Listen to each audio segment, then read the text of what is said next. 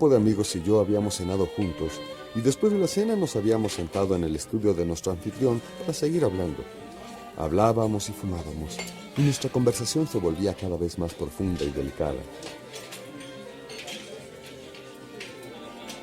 Hablábamos del velo de la maja vestida y de la ilusión que producía, de lo que Buda había llamado el tener sed, de la empalagosa sensación del deseo y de la amargura del conocimiento, de la gran seducción y de la gran superchería.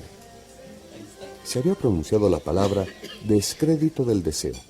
Se había formulado la frase filosófica de que la meta de todo deseo era el dominio del mundo. Y alguien estimulado por tales consideraciones contó la siguiente anécdota, que según nos aseguró había sucedido palabra por palabra, tal como nos la transmitía, en la alta sociedad de su ciudad natal.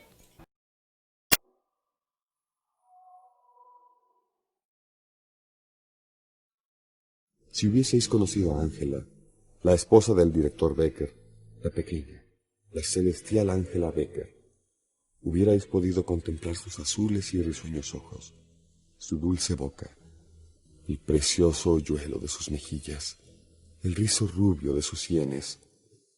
Hubierais participado del arrebatador encanto de su persona. Os hubierais vuelto loco por ella, igual que yo, e igual que todos. ¿Qué es un ideal? ¿No es, ante todo, un poder vivificativo, una promesa de felicidad, una fuente de inspiración y de fuerza, y por consiguiente, un acicate y un estímulo para todas las fuerzas anímicas que vienen de la vida misma? Si así es, Ángela Becker era el ideal de nuestra sociedad, su estrella, su ambición. Nadie, creo yo, por lo menos a cuyo mundo perteneciera ella, podía dejar de pensar en ella. Nadie podía imaginarse llegar a perderla, sin experimentar al propio tiempo una pérdida de su placer por la existencia y de su deseo de vivir, junto con una disminución inmediata de fuerzas. Os doy mi palabra que así era. Ernst Becker, un hombre tranquilo y respetuoso, de barba cerrada y moreno, por lo demás poco importante, la había traído consigo del extranjero. Solo Dios sabe cómo llegó a conquistar a Ángela, pero en resumidas cuentas, suya fue. Abogado y funcionario del Estado en un principio, pasó a los 30 años a las actividades bancarias, al parecer para ofrecer una vida regalada y abundante presupuesto a aquella muchacha con la que quería convivir, pues se había casado con ella poco después. Como vicedirector del banco hipotecario, percibía un sueldo de 30 o 35.000 marcos, y los Becker, que por otra parte no tuvieron hijos, se interesaron vivamente por la vida social de aquella ciudad.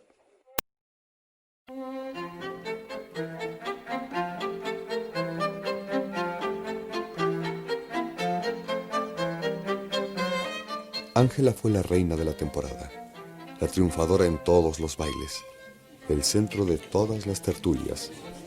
Su palco del teatro se veía inundado en los descansos por infinidad de agasajadores, de caras risueñas y encantadas.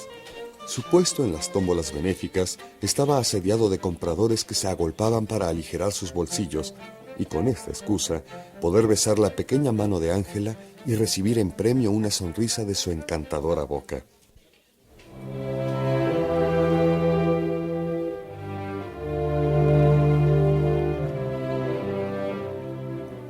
¿De qué serviría decir que era una mujer estupenda y deliciosa? El dulce encanto de su persona solo se puede describir a través de sus efectos. Había herido el corazón de jóvenes y viejos. Mujeres y muchachas la adoraban. Los jovenzuelos le mandaban versos con flores. Un teniente había atravesado en duelo a pistola el hombro de un consejero del gobierno, y todo porque en una fiesta se habían disputado un vals con Ángela.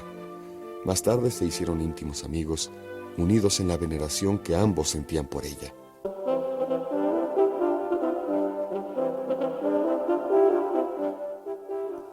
Caballeros ya mayores la rodeaban después de las comidas para deleitarse con su graciosa conversación y sus gestos divinamente picarescos.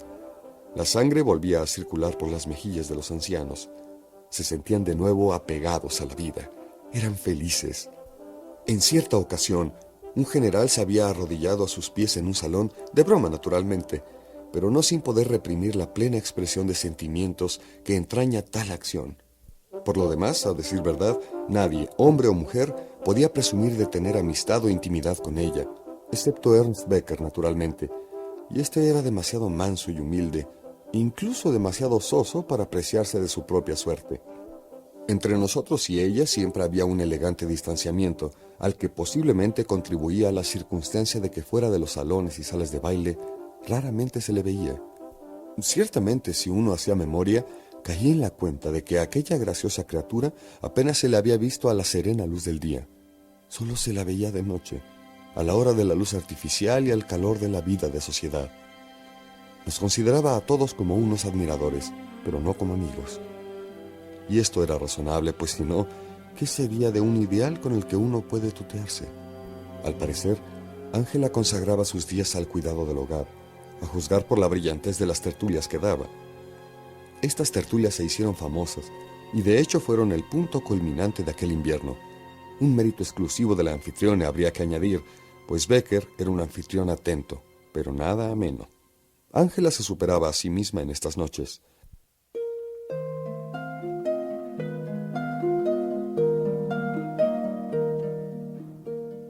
Después de la cena, se sentaba con su arpa y cantaba con su voz argentina, acompañándose del susurro de las cuerdas.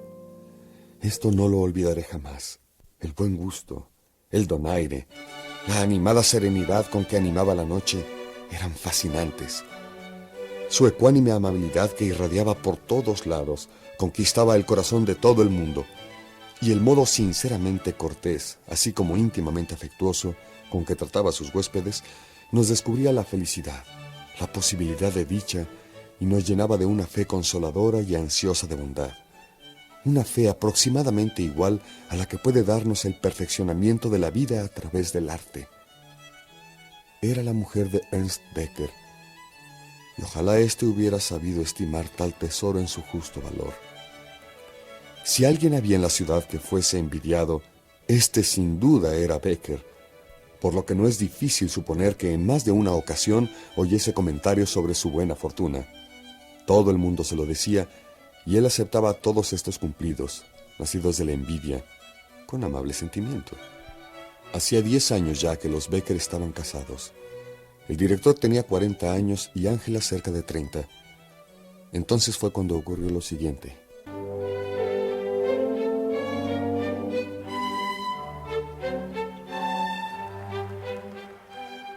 Los Becker dieron una fiesta, una de aquellas veladas ejemplares, una cena para unos 20 invitados.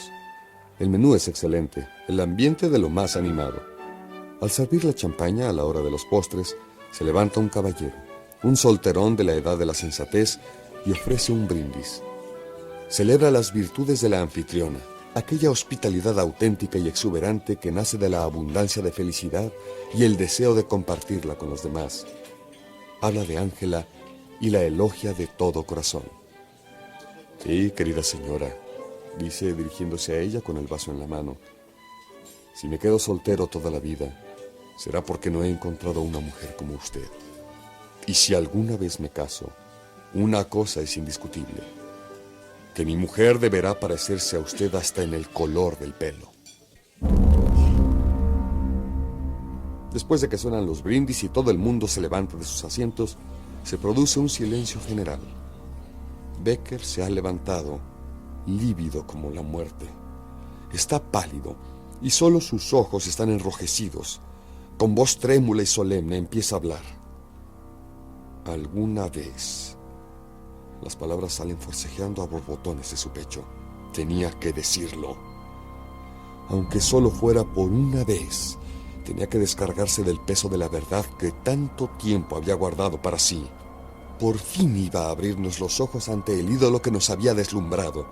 Y mientras los invitados no dan crédito a sus oídos, aquel hombre, en una terrible explosión de ánimo, expone el cuadro. El infierno de su matrimonio. Aquella mujer que estaba ahí sentada, qué falsa, mentirosa y felinamente cruel era. Cuán vacía de amor y de todo sentimiento humano. Se pasaba el día entero en corrompida y licenciosa holgazanería. Se levantaba al atardecer, a la hora de la luz artificial para lanzarse a una vida hecha de hipocresía. Su única ocupación diurna consistía en martirizar a sus gatos y a él mismo lo atormentaba cruelmente con sus malvados caprichos. Lo había engañado desvergonzadamente con criados, con dependientes, con mendigos que llamaban a su puerta. Antaño lo había arrastrado también a él al abismo de su depravación. Lo había envilecido, contaminado, envenenado. ¿Por qué, gritó, no se lava de una vez? Es demasiado perezosa para hacerlo. Bajo las puntillas de su ropa interior no se esconde más que suciedad. 2 caballeros lo condujeron fuera y la reunión se disolvió.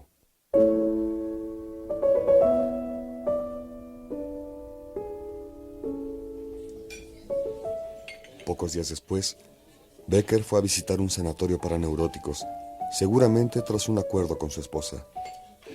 Sin embargo, estaba completamente sano, solo que con los nervios de punta. Más tarde, los Becker se mudaron a otra ciudad.